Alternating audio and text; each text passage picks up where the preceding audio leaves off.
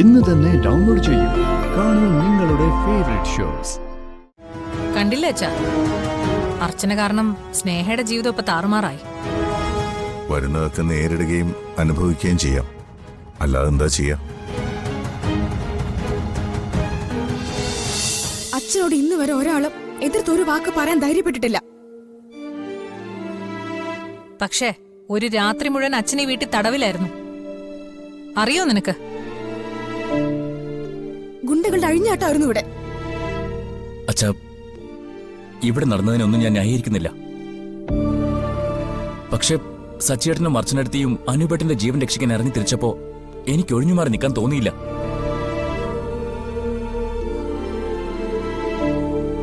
അനുപേട്ടനെ രക്ഷിക്കാൻ പോരുതെന്ന് സ്നേഹ എന്നെ വിലക്കിയിരുന്നതാ. പോവില്ലെന്ന് ഞാൻ അവൾക്ക് സത്യം ചെയ്ത് കൊടുക്കുകയും ചെയ്തു. പിന്നെ എന്തിനാ പോയത്? അപ്പൊ പിന്നെ സ്നേഹയോട് വാക്ക് പറഞ്ഞിട്ട് അത് തെറ്റിച്ചത് നീയല്ലേ? എന്റെ ഭർത്താവിന് എന്തെങ്കിലും പറ്റിയ നഷ്ടം എനിക്ക് മാത്രമാ. എനിക്ക് തന്ന വാക്ക് തെറ്റിക്കാൻ നിങ്ങൾക്ക് തോന്നിയില്ലോ? ഇതിനെല്ലാത്തിനും കാരണം അർച്ചനെടുത്തിയ. അല്ലാതെ പിന്നെ ആര്? അച്ഛനെ ആ ഗുണ്ടകള് തല്ലിയില്ലെന്ന് മാത്രമേ ഉള്ളൂ. ഈ നെല്ലിശ്ശേരി വീടിന്റെ ചരിത്രത്തിൽ ഇതുപോലൊരു അപമാനം ഉണ്ടായിട്ടില്ല. ഇപ്പോഴും എനിക്കതിന്റെ ഷോക്കിൽ നിന്ന് മാറാൻ പറ്റിയിട്ടില്ല. എന്റെ കൺമുമ്പിൽ വെച്ച് എന്റെ മക്കളെ ഇന്ന് വരെ ആരും ഉപദ്രവിച്ചിട്ടില്ല. ഇന്നലെ അതും സംഭവിച്ചു. ഒന്നും ചെയ്യാൻ പറ്റാതെ അവരുടെ തോക്കന്റെ മുമ്പിൽ എന്റെ മക്കളുടെ ജീവന് വേണ്ടി എനിക്ക് യാചിക്കേണ്ടി വന്നു. നീയും കൂടി ഇതിനെല്ലാം കാരണമാകുമെന്ന് ഞാൻ കരുതിയില്ല. എന്തിനാ എന്നോട് കള്ളം പറഞ്ഞിട്ട് പോയത്? ഇനി ഒരിക്കലും ഇങ്ങനെ ചെയ്യില്ലെന്ന് എനിക്കിപ്പൊ സത്യം ചെയ്തു തരണം. എന്നിട്ട് മതി അകത്തോട്ട് കയറുന്നത്. വെറുതെ കള്ളസത്യം ചെയ്തിട്ടിപ്പോ എന്ത് കാര്യം? എരുതിയിൽ എണ്ണ ഒഴിക്കരുത്. ഓരോന്ന് പറയുമ്പോ പലത് ഓർമ്മ വേണം.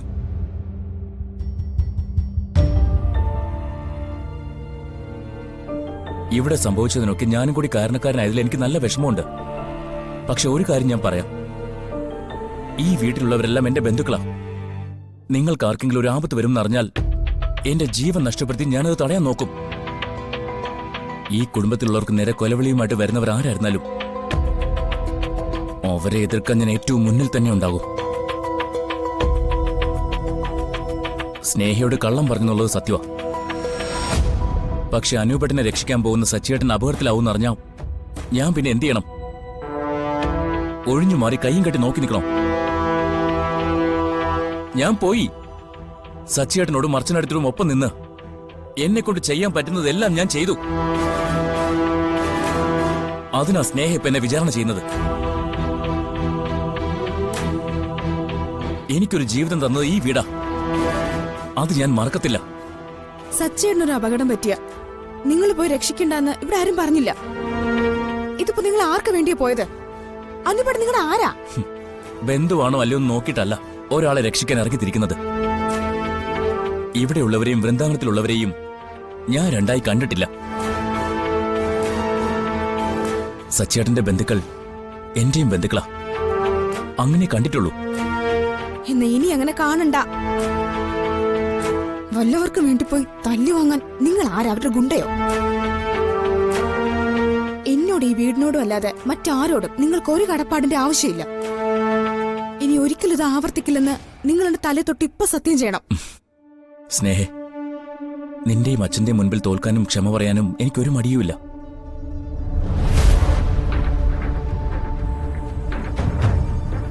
ഇനി ഒരിക്കലും നിന്നോട് കള്ളം പറഞ്ഞിട്ട് ഞാൻ ഒരിടത്തേക്കും പോവില്ല. ഞാൻ നിനക്ക് വാക്ക് തരുന്നു. ഇനി നിന്നോട് പറഞ്ഞിട്ട് മാത്രമേ ഞാൻ എന്തും ചെയ്യൂ.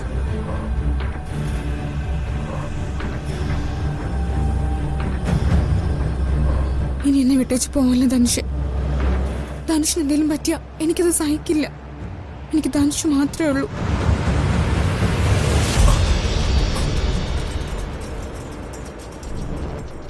എന്നോട് കള്ളം പറഞ്ഞതിന്റെ ദേഷ്യവും സങ്കടവും സഹിക്കാതെ വന്നപ്പോ തല്ലിപ്പോയതാ. സോറി.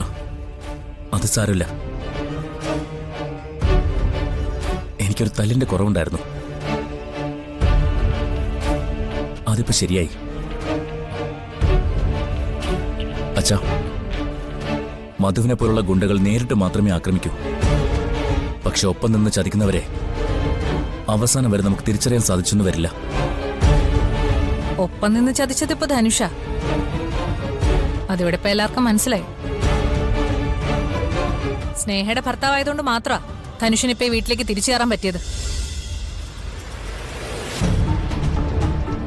അതുകൊണ്ട് ഒപ്പം നിന്ന് ചതിച്ചതിനെ കുറിച്ച് അധികം പറയാതിരിക്കുന്നതാ നല്ലത്.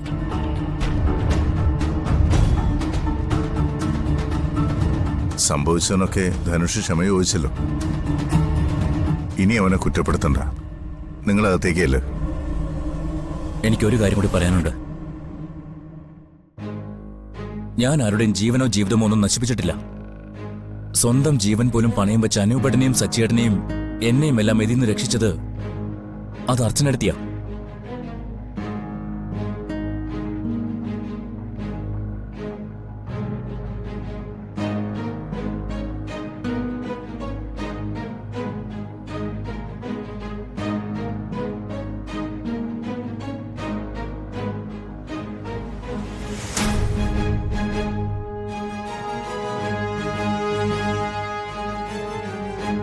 ഞാൻ ആരുടെയും ഭാഗം പറഞ്ഞതൊന്നുമല്ല.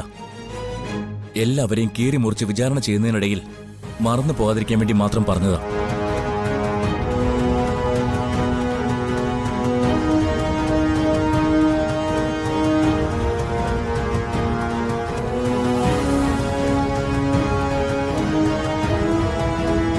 കണ്ടില്ലേ അച്ഛാ, അർച്ചന കാരണം സ്നേഹയുടെ ജീവിതം ഇപ്പൊ താറുമാറായി.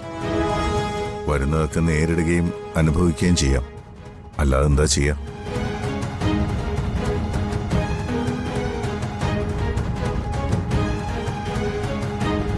ധനുഷിനെ സൂക്ഷിക്കണം. അവന്റെ ഉള്ളിൽ എന്നോട് അടങ്ങാത്ത പകയുണ്ട്. അവസരം കിട്ടിയാ അവൻ എനിക്കെതിരെ തിരിയും. അവനെ അതിൽ നിന്നും തടഞ്ഞേ പറ്റൂ. വരട്ടെ, എവിടം വരെ പോകും നോക്കാം.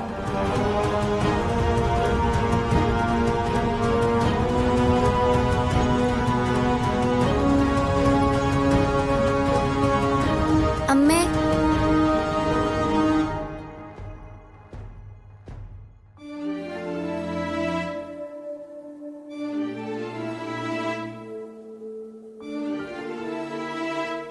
അച്ഛാ, ഞാൻ ഒരു കാര്യം പറയട്ടെ. എന്താ മോളെ? അച്ഛൻ ഇനി എങ്ങോട്ടും പോകരുത്. ഇല്ല മോളെ, അച്ഛൻ ഇനി ഒരിടത്തേക്കും പോവില്ല. പേടിക്കണ്ട കേട്ടോ. മോള് പോയേകി അച്ഛന് കുടിക്കാൻ കുറച്ച് വെള്ളം എടുത്തുണ്ടോ. ചെല്ലേ.